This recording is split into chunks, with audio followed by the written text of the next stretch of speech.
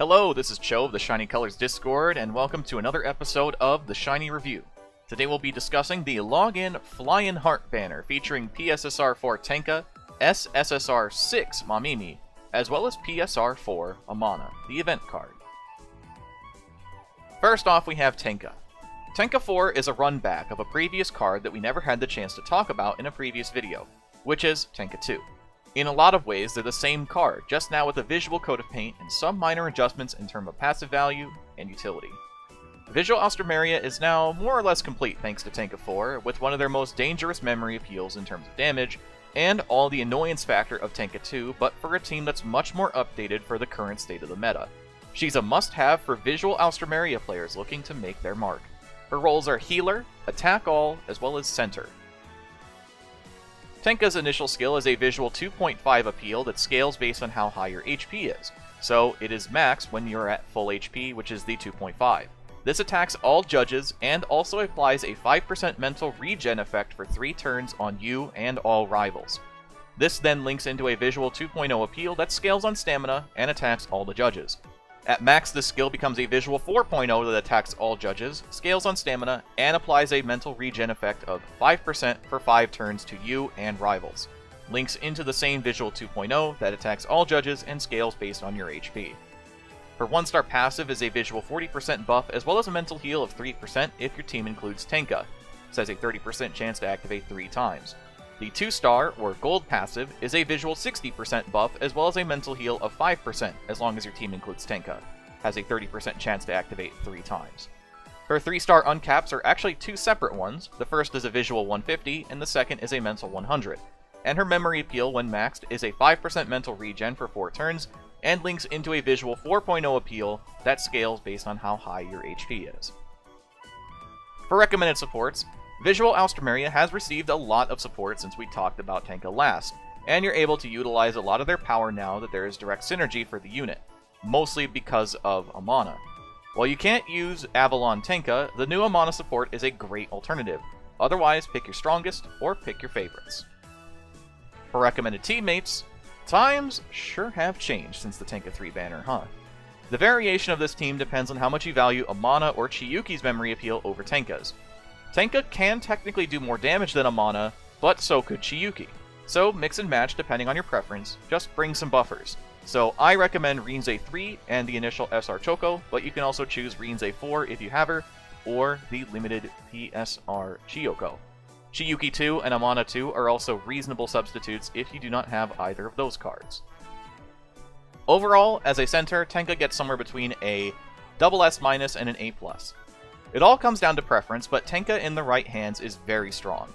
It has a weird level of utility, but not in the same way that Amana does as a limited unit. A great way to run Visual Alströmeria if you lack recent pieces. As a unit, she gets a very easy SS. Tenka 2 was already an annoying card in many regards, while also being very strong. The main reason for this is because of her mental regen effect to her and all rivals. This effectively shuts down Antika who want to be at low HP, especially if multiple Tenka are on the playing field. So Tenka 4 is in that exact same position, but on a much better team. She laughs at Antika teams while bullying the judges with AoE appeals. And again, this card is very much a must-have if you want to build a very strong Visual Alströmeria. Next we have our limited support SSR, Mamimi. This new Mamimi is strange. She's a support that is heavily focused on being a truly balanced support, having access to 2.5 appeals for every attribute. Her support appeal also helps solidify this, being able to deal with all judges equally thanks to excellent appeal. We'll explain that again in a moment. She's not a big powerhouse support for fast building, but she has her place in the world. She's a welcome addition for players looking to true end more consistently. Her unique skills are Perfect Mastery, which reaches rank 10 at level 75, and Unit Mastery SP, which reaches rank 6 at level 70. Her other skills include Idol's Bond, Promise Recovery, as well as Rest Boost, and her TFD idea is Appeal. Mamimi's 1-star passive is a Vocal Dance visual 25% buff as long as your team includes Mamimi, 10% chance to activate 3 times.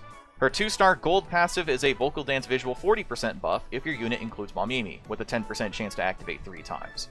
Her 3-star uncap is a Vocal Dance visual plus 70, and her 4-star appeal is an excellent 3.5. Her support appeal is an excellent 3.0 that gains 0.1 every 5 levels, capping out at an excellent 3.5. For those unfamiliar with excellent appeals, how they work is that it is based off of the stat of the judge you are attacking. It uses your stat as a calculation based off of what attribute the judge is. So if your Mamimi, for example, has 300 vocal, 400 dance, and 500 visual, attacking the visual judge with her excellent appeal will use her visual stat as calculation, but attacking the vocal judge will use your vocal stat. This is in contrast to, say, having Mamimi with a visual 3.5 appeal, as it would only use her visual stat to calculate damage regardless of which judge she attacks. So it encourages a more balanced out build for all 3 stats. Mamimi gets anywhere between an S to a B+ depending on how you feel. Perfect Mastery level 10 is actually pretty incredible in theory, along with her good enough SP unit mastery for building on Tenka. It is technically stronger than Mono's, but is a lot harder to set up. If you value a support that is purely for standardizing true ends, this card is top-notch and almost unmatched. If just building units for Fess is your thing, she competes with every other Mamimi support, who are almost all relevant still today. So, it's a bit of a mixed bag. She's a little underwhelming as a limited support, but she's definitely very good for the people that could use her for what she's intended to be. Lastly, we have our event SR, Amana. This Amana is a very different card from every other Amana, and to some players this can be a good or bad thing. She's a fully dedicated buffer to visual and vocal, so in a lot of ways she's similar to the popular SR Rinzai that you probably see on a handful of teams. The issue with this Amana compared to Rinzai is the fact that her buff values aren't particularly high, or pose any sense of rivalry with Rinzai. However, you can pair off this Amana with a few Antika cards that request attention down.